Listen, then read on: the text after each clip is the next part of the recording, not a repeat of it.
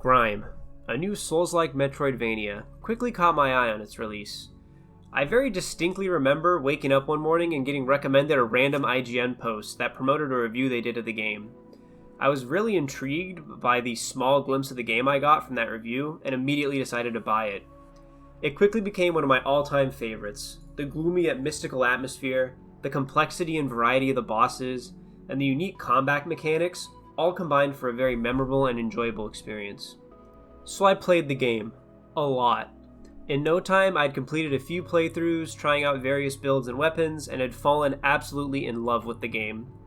But after finishing my second playthrough, I was at a loss for what I should do next. I'd tried all the builds and weapons that I'd wanted, so what could I do to make things a little more interesting? Well, naturally, I began thinking of challenge runs I could do, and what instantly came to mind was a no-leveling run.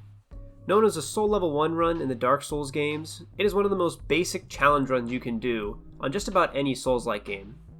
As it sounds, you can't really level your character at all, and this makes the game much more difficult, especially as you make it further and further into the game where everything just starts to one-shot you. Okay, so I knew I wanted to do a no-leveling run, which will henceforth be called a Level 0 run. But I thought I could push it a little further, and decided to also not upgrade my weapons either. See, in a normal Soul Level 1 run, whilst you don't really get much health or stamina, you can still do pretty decent damage just by upgrading your weapons. I didn't want to do that. So from the very start of the game to the very end of the game, I wouldn't be able to increase my weapon's base damage at all. But I wasn't completely without options for damage. There was another tool that the game gives you that lets you get progressively more powerful, and those are traits. Traits can give your character a variety of effects and advantages, ranging from having slightly more health or stamina to doing increased damage when reflecting projectiles. Even though I couldn't upgrade my stats or weapon damage, with traits I'd still be able to grow ever so slightly over the course of the run. With traits, unlike with stats or weapon levels, you can't just grind endlessly until you're so strong you just mow through all your enemies. Instead, the amount of traits you can have are limited by a finite quantity of hunt points that can be gained throughout the game. This adds a very interesting spin on this challenge. I had to actively strategize the optimal way to use each of my hunt points throughout the game so that I could overcome various obstacles that would otherwise be impassable. So, with the basic rules out of the way, I want to introduce you to the Grime no leveling or weapon upgrades run. Let's just get right into it. It all started with two gigantic cosmic beings getting it on, and only seconds later I come crashing down into the intriguingly ominous world that is Grime. I quickly made my way through the first area, in the process beginning the murderous rampage that would persist throughout the entire run. As a sentient black hole, it is only in my nature to absorb any and everything in my immediate vicinity, and I indulge this natural tendency to its full extent. I then had the honor of meeting Jan, a little rock dude with some fancy face paint who would soon become one of my only allies on the long and arduous journey that lay ahead. On my second encounter with Jan, he was gracious enough to give me my first weapon, and one of only 3 weapons that I'd be able to use this entire run. You see, in Grime, every weapon has stat requirements. All of your starting stats are 0, and with no way to level, I had no way to increase these stats. At all. Ever. So the only weapons I could use were weapons that had 0 stat requirements. There happened to be 3 such weapons: the Bellow Mace, the Twin Fangs, and the weapon I had just been given by Jan, the Maul Axe. The Bellow Mace is a strong but very slow club, while the Twin Fangs are a somewhat weak but very fast set of daggers. The Maul Axe sits somewhere in between the two, sort of like a Goldilocks and the Three Bears situation. So, just like Goldilocks, I chose to use the best of both worlds, which for me was the Maul Axe. I did mess around with the Bellow Mace a little in the beginning, but later discovered that it was a lot harder to time attacks without having to tank a hit or two, which was very difficult to do with such a low amount of health. So I ended up using solely the Maul Axe throughout the harder parts of the run. Anyways, with my weapon chosen, I made my way to the first boss, the Amalgam. As a sort of tutorial boss, the Amalgam mainly exists to force the player to learn how to utilize the Absorb mechanic to successfully repel attacks. Being a seasoned veteran in the art of pulling things into my massive singularity of a head, this fight was easy. I took him down on my first attempt and proceeded to give him the big suck. an act which allowed me to start gaining Ardor. Ardor is gained by killing or absorbing enemies and can build up to 100. The more Ardor you have, the more mass you gain from killing enemies. Every time you die, you lose your Ardor and can only get half of it back by breaking the Vessel, which is the decrepit corpse you leave behind upon your death. Right now, I didn't really give a shit about Ardor, since I couldn't level or upgrade weapons. The only thing I could use mass for was buying from vendors, which wasn't really expensive to begin with. So Ardor won't be helpful to me in the slightest until a little later in the run when we acquire a certain trait, but we won't talk about that just yet. Anyways, after killing the Amalgam, I met up with Jan once again, which brought me to the next big area in the game, Lithic. To get through Lithic, I need to defeat the next major gatekeeper boss, the Mothers. This fight is a significant jump in difficulty, forcing you to balance dodging both Mother's attacks at once and deal with tons of projectiles and other attacks. So I made a beeline towards the Mothers and got there without a single Oh, there's a gigantic fucking rock monster standing in my way. The Harmless Rock Giant is one of multiple rock giants you can fight throughout the game, and while his name implies otherwise, he can absolutely one-shot the shit out of me, especially at level 0. So at first, he seemed pretty difficult. To kill him, I'd need to get a lot of hits in on him without getting hit at all. However, his attacks are pretty slow and generally telegraphed long before he can actually hit you. So while the fight took a long time, it only took me a few tries to finally take him down. So with that nuisance out of the way, I could finally make my way to the Mothers, and, much like the petrified Hulk I'd just taken down, this fight was a lot easier than expected.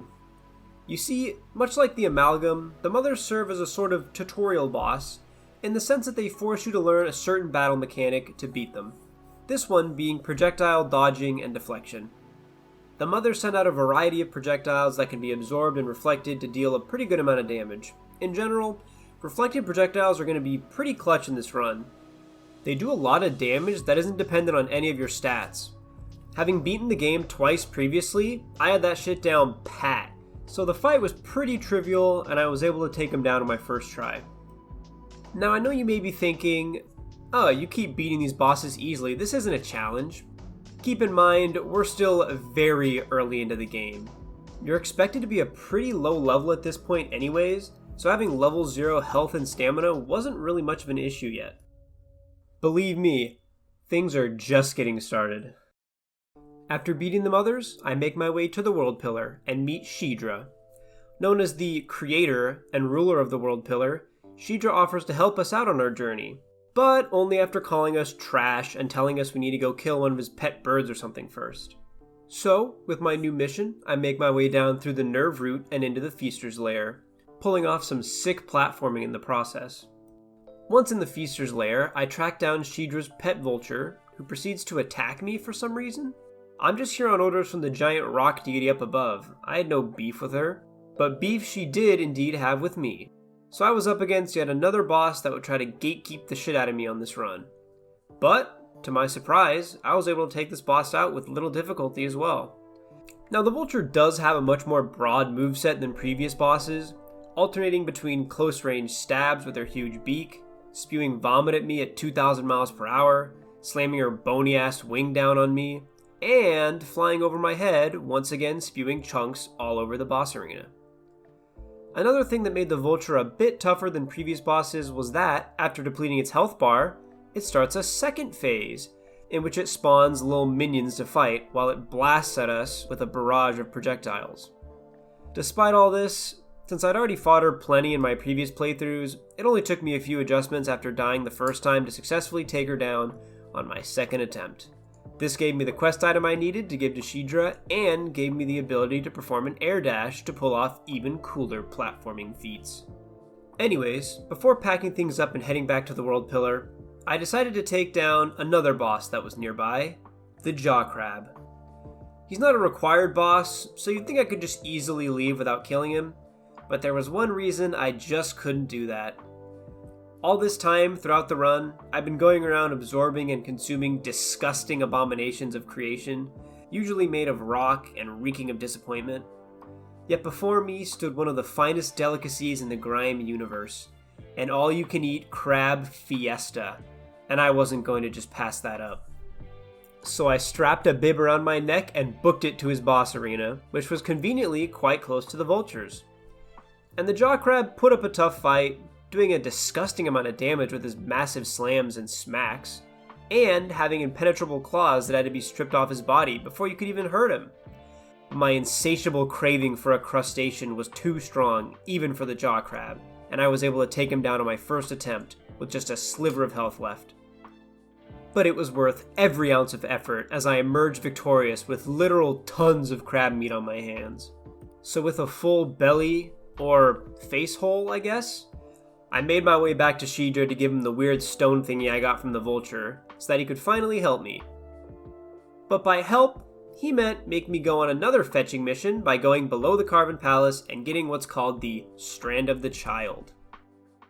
Well, I was tired of doing all these little quests for Shidra, so I decided to take a break and go take on a secret boss that I'd never fought before in any of my previous runs, the Misbegotten Amalgam. Now you may hear that and think, hey, that sounds an awful lot like the Amalgam tutorial boss. And you'd be right. The Misbegotten Amalgam looks exactly like the tutorial boss, but if you thought he was anywhere near as easy, you'd be completely wrong. The Misbegotten Amalgam is an absolute beast, with a fully fleshed out moveset and 2 phases. What's worse, after depleting his health to about half, he starts his second phase, which adds even more deadly attacks and combos, one of which literally gets rid of half of the arena for a little bit. So this was no one and done boss. I didn't take him down in my first few attempts, nor my first 10, or even 15. It took me 19 full attempts to take this guy down. Significantly more than any other boss I'd faced previously in this run. While this was definitely a super tough boss, I actually enjoyed learning his moveset and devising a strategy to take him down. The strategy I was most successful with revolved around chaining absorbs. Now, not all bosses can take absorb damage, some don't take any or have any absorbable attacks, and some can only lose a portion of their health from absorbs. But this was not the case with the Misbegotten Amalgam. In fact, he actually took quite a bit of damage from each absorb. With this in mind, I soon came up with a game plan. I noticed he had a combo where he did 2 consecutive slams with all 4 of his fists. If you absorb one of his first slams, he doesn't slam again on that side. However, with my massive brain, I realized that he still goes for the second slam on his other side. So I could just hop on over and get an easy second absorb off, doing an assload of damage in the process. So that's exactly what I did. All I had to do was focus on dodging all of his other attacks and punishing that one combo, and just like that, I defeated the one boss in the game I'd never fought before. And it was at level 0. It was exhilarating to say the least. So, feeling accomplished and refreshed after defeating the Misbegotten Amalgam, I felt ready to go back to being Shidra's little dog and going on stupid fetch quests. So I made my way through the Servant's Path, running into Jan once again on the way. This time, my dear friend was preparing to get a new head to fix his previously hideous one that was covered in the doodles of a toddler. Anyways, after making my way through the Servant's Path, I found myself in the Carven Palace, a grand area that was quite different from the areas I'd traversed previously throughout the run. Instead of traveling horizontally across an area or down to reach some area below where I started, I had to ascend to the top of a carven palace. I actually really liked what the game devs did with this area. It was a very creative departure from the usual types of dungeons you see in a Souls-like game. Not only was it very vertical in a quite literal sense, there was also a very unique and intriguing shortcut system in this area. Instead of having a bunch of checkpoints or breakable walls to make traversing the area easier, there was just one big elevator. As you progressed upwards through the palace, you'd reach a new lantern that could be used to call the elevator up, thus unlocking that particular stopping point for travel. It's a small detail, but one that made the game really stand out among all the Souls and Souls-like games I've played. I eventually made my way to the top of the palace, which had a new elevator that would bring me to the next major boss I'd need to take down, the Shapely Fidus. Now, despite being crazy, stupid dick, just the sight of the Shapely Fidus would soon come to strike fear into my heart. This excessively curvy hand with legs was the first boss to stop me dead in my tracks, despite having already beaten it in the past. Something noteworthy that made this particular boss stand out from the ones I'd faced previously was the pace at which she had to be fought. Unlike the Vulture, the Jaw Crab, and in many ways the Misbegotten Amalgam, the Shapely Fidus loved to chain attacks together with little time for me to recover in between. On top of this, I found many of her attacks harder to predict, so I found myself playing a lot more reactively than usual. And to make things even worse, I soon came to realize that I did absolutely pitiful damage with any of my weapons. This was also the point where I realized the Bellow Mace was just too slow to be worth it against these faster bosses, and finally ditched it for the Maul Axe. To put things plainly, I died to this boss. A lot. She had a wide variety of deadly swipes and slams that would not only one-shot the shit out of me, but would also cause a delayed explosion across a huge portion of the floor, which would similarly do a shit ton of damage. After throwing myself at the boss a few times, I discovered the most consistent way to deal with this was to wait for an attack that I could deflect, which would always lead her to follow with an overhead attack that I could also deflect. After 2 consecutive deflects, she would then be vulnerable to being pulled, which left her even more vulnerable. This could be repeated ad nauseum until her health fell to slightly above half, which would initiate her second phase. That's right, after all those deaths and all that work, we were just getting started. The Shapely Fidus always initiates her second phase with a huge outburst that sends a wave of death to quickly spread throughout the arena before traveling back to her, destroying everything in its path. Once you dodge that, the entire floor begins erupting with flames that will also do an absurd amount of damage if not successfully avoided. And if you're lucky enough to survive all that, the Shapely Fidus will be ready to greet you with open arms, or I guess an open hand. Either way, she's ready to bust out a whole new set of attacks and combos to kick your ass with. And so, once again, I died. Over, and over, and over. I was beginning to question if I was ever going to be able to come up victorious, to actually take down this behemoth. Was I done for? Had my tiny black hole absorbed its last, soon to die out and be forever forgotten? Just as all hope was lost, I finally did it. I persevered and was able to beat the second phase. But it wasn't over. Nope, not even close. You see, once you beat the second phase of the Shapely Fidus, she makes one final stand. She reverts to her slightly less shapely, much more primal hand form, and begins jumping around and throwing projectiles at you before eventually dying out and exploding. Mind you, at this point I was on my last leg. I had barely any health left and no heals, so I was terrified. One mistake, one tiny slip up, and it was over. All that work for nothing. So with cheeks clenched and a heart beating through my chest, I proceeded to jump and dodge and jump again, with only one thing on my mind: victory. Finally, after a few close calls, the Shapely Fidus breathed her last, and the battle was over. This victory was a little bittersweet though, since it marked a crucial turning point in the run. In previous playthroughs, my extra health and damage had allowed me to take on these tougher areas and bosses without too much difficulty, since I'd be able to tank and heal off a few hits. But now, one mistake and I was toast. Even the most basic of enemies could kill me in only 1 or 2 hits. Some of the tougher enemies basically became mini-bosses.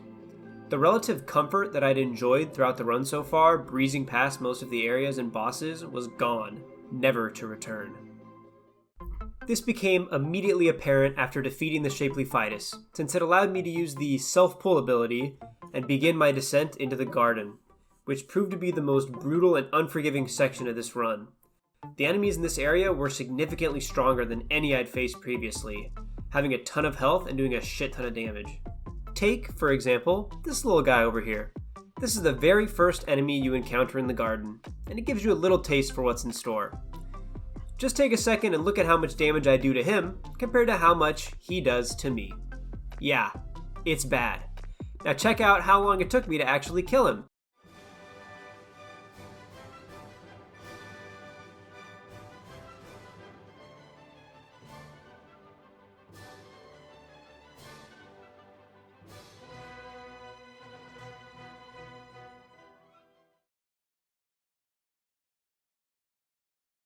So after that comically tedious fight against the very first enemy, I was getting a little worried. But in the moment, I convinced myself things would be fine, since it was one of the few tougher enemies in the game that give you a hunt point when you kill them. Maybe, just maybe, that mini-boss would be the only enemy to really cause me trouble in the garden. And then I immediately ran into the main foes I'd be facing in the garden, the flower fighters. These things had a relatively large amount of health and could easily 1 or 2 shot me. At first, I tried fighting every single one I encountered, but eventually kinda just said fuck it and decided to run past them all. I know it might not be the classic way of playing these kind of games, but I was getting desperate. Every enemy was beginning to feel like a mini-boss, and I'd had enough. Plus, I'd already explored the areas in previous playthroughs, so I didn't feel like I was missing out on too much. Feel free to complain about it in the comments section though. Anyways, since there's no main boss in the garden, I just ran through all the little flower boys and grabbed the strand of the child at the bottom. With my objective complete, I got the hell out of there and went right back to Shidra, who revealed that he'd had the key to where I needed to go the whole time. He just wanted me to get the strand for him. But after shit talking us some more, Shidra still gave us the unsealer, and we were able to move on to the next area, Cenotaph City. But before we could, we had one final encounter with our homie Jan. Except he wasn't really our homie anymore. He was pissed we'd been destroying all his friends and shit and decided to surprise attack us. But this fight was trivial, as it always is, so we took him down pretty easily. Finally, we were in Cenotaph City. This area isn't really a dungeon in the conventional sense. There are no enemies and only a boss at the end. To explain this without going too deep into the lore, basically the inhabitants of Cenotaph City are a bunch of finely crafted specimens that are a step above all the ugly-ass rock people you'd encountered throughout the rest of the game. Furthermore, these guys had been awaiting your arrival, and were ready and even excited to be consumed by your glorious black hole for a head. They'd even prepared a final performance for you to enjoy before you consume them all, which is actually the boss fight for this area. And although the citizens of Cenotaph City are eagerly awaiting their destruction, the final performance still poses an incredible challenge, especially at level 0. In the fight, you start out by having to dodge a bunch of ballerinas that twirl their spiky little dresses at you, while in the meantime trying to get damage out onto the boss you have to kill, the main performer. After this, you begin fighting the main performer, alternating between defending yourself from his scythe attacks, and another phase in which he sends a single ballerina at you. All of his attacks come startlingly close to one-shotting you, so I was on the edge throughout the entirety of each fight.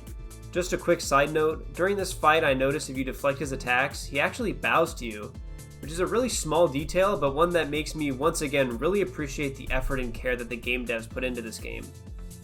It took me many attempts, but I eventually learned his attack pattern and was barely able to take him down. I then proceeded to happily fulfill their collective wish and brought destruction to their entire city, absorbing them all in the process, and gaining the ability to double jump. With my newfound power, I made my way into the final area in the game, the Pale Sky. The Pale Sky also has no enemies, thank God, and solely consists of tough platforming sections with little bits of lore sprinkled throughout. I happily embraced this brief moment of reprieve as I made my way towards the final boss. After pulling off some tough platforming feats, I made my way to the final surrogate in the game, which was located right before the final boss. Well, optional final boss. You see, right after leaving the surrogate, you run into Shidra. Being the creator and overseer of the whole world you found yourself exploring throughout the game, he isn't really down to just let you destroy everything. So he uses the items you've fetched for him to try to trap you, and you can either choose to allow it or break free and take him on as the final boss. Well, being the insatiable little singularity with arms and legs that I am, I chose to break free. And so, with no other options left to save his people, Shidra had only one recourse, fighting me himself. And so, the final battle had begun. Except, I was feeling a little extra masochistic on this particular day. Knowing this was the final obstacle standing in my way to completing this run, I decided to spice things up a bit.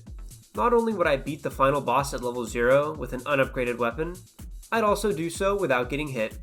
That's right, I decided to end the run by no-hitting what is most likely the most difficult boss in the entire game. I'm an idiot. With this new challenge in mind, I reallocated some of my hunt points and invested in a few new traits. The most notable of which being one that boosted my damage by like 75 to 90% while below 20% HP. This would be huge, especially since I knew I could always stay below 20% HP, because if I ever get hit, the battle's over anyways. I also realized that I could fully take advantage of this trait by jumping off a few cliffs right before each fight to lower my health below this threshold. This marked a significant change in my damage source, as I'd previously been using a trait that gave me more damage while having the max amount of Ardor, but I ditched that for this one, which in the end gave me way more damage. With all this in mind, I felt ready to start the fight. Little did I know, however, that this would soon become the most difficult challenge I'd ever faced to this day. Now I did expect to struggle a bit with this one, but I'd assumed I'd be able to take it down in like 30 to 40 attempts over a day or two. Oh, how wrong I was. I'm going to try to fully describe this fight the best I can, but honestly it's going to be difficult to include all the complexities to the fight and small optimizations that were made throughout the many hours it took me to beat this boss. I'll try my best though. So let's just start by describing the main fight. The first phase of the boss fight features you battling Shidra head-on, having to dodge a large variety of attacks that range from an array of red shards flying across the screen to a gigantic boulder that Shidra smashes into the ground, decimating everything it touches. It took me a few solid hours of attempts just to get to the point where I could avoid a majority of these attacks, and would still get hung up on certain attacks and combos that I'll briefly cover now. The attack that I found myself most often dying to was what I like to call the Shard Toss. As the name implies, Shidra throws 6 bloodstone shards onto the ground, which then shoot rays into the sky and across the ground, creating a massive hitbox that I'd have to avoid. My strategy for this was to stay in the middle so I could dodge to either side, and then pull myself up to Shidra to avoid the hitbox on the ground. The problem with this strategy, though, was on the second iteration of shard tosses every time Shidra chose this attack. You've probably already noticed that the shards don't all land in the same place every time. In fact, there are quite a few variations, one of which marked an almost certain death. Anytime Shidra threw shards into the middle, my strategic safe haven, I was almost guaranteed to die. For a long time, I stupidly thought there was no way around this and that this was still the best strategy, so I just chalked it up to RNG and didn't change anything. This would remain the one attack I couldn't consistently avoid for a large majority of the time I spent fighting Shidra.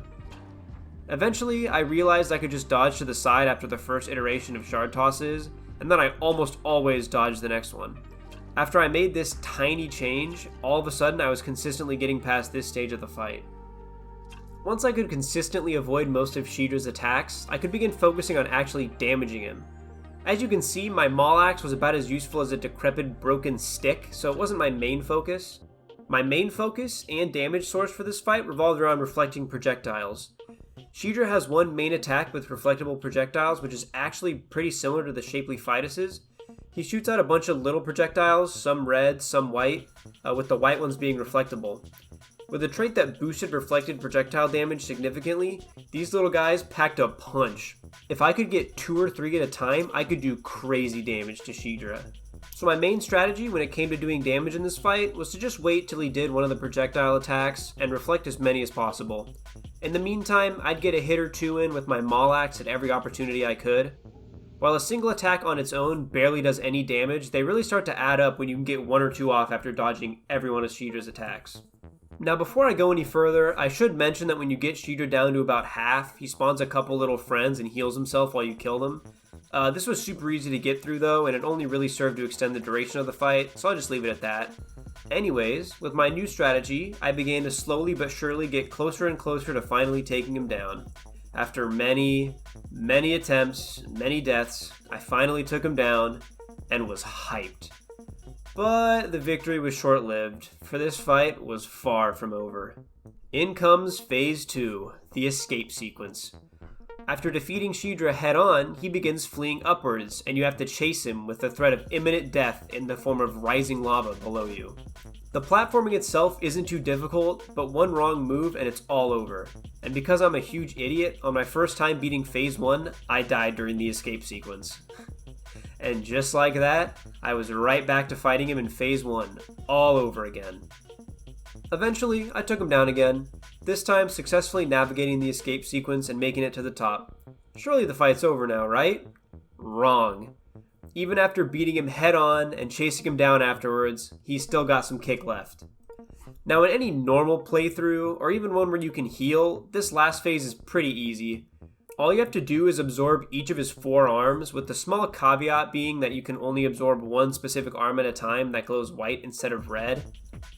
This in itself sounds pretty simple, but when you can't afford to make any mistakes, and you've already been fighting him for 5 minutes straight, it sure isn't easy. And with the knowledge that one little slip up will send you right back to the long and treacherous fight that brought you here, It was terrifying. So, of course, being the dumbass that I am, when I got to this last phase for the first time, I immediately failed to absorb his arm and died. The next time I got there, which, mind you, was many attempts later, I failed again.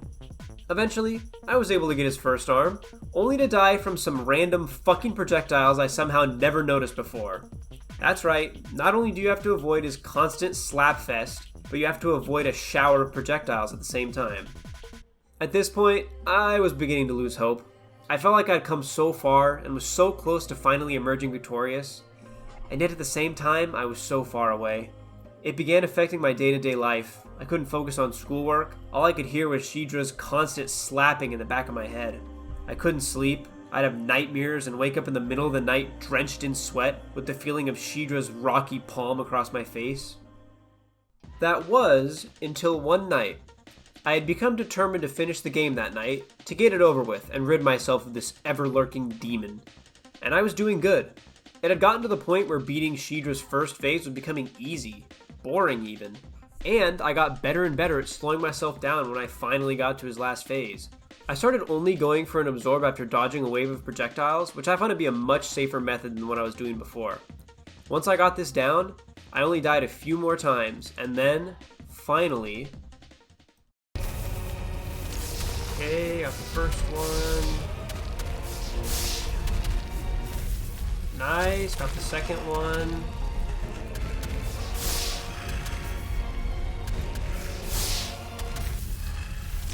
One more, please. Oh my god. Let's fucking go, baby. Oh my god.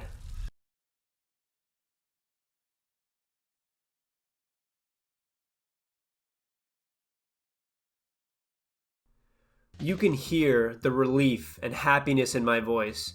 It was like a 1,000-pound weight had been lifted from my shoulders.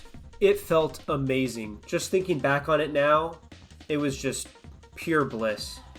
All those hours spent grinding, dying to him over and over again, not knowing if I'd ever actually be able to do it. It just felt great. It's what makes challenges like this actually fun and enjoyable. Anyways, right about now is around the time I normally tell you the number of attempts it took to take him out.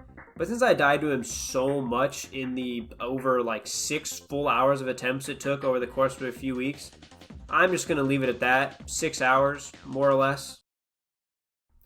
Okay, fine, I'll give you a quick estimate. Now, to beat his first phase takes about 3 minutes, and it takes maybe a minute to get my health back down below 20% before I start each fight. So that's 4 minutes total. Over the 373 minutes of attempts I've recorded, that amounts to about 93 attempts. And that's if I get all the way through the fight each time, which definitely didn't happen. Most of the times I probably died within a minute or two. So it's probably a lot more than that, but minimum I would say 100 to 120 attempts.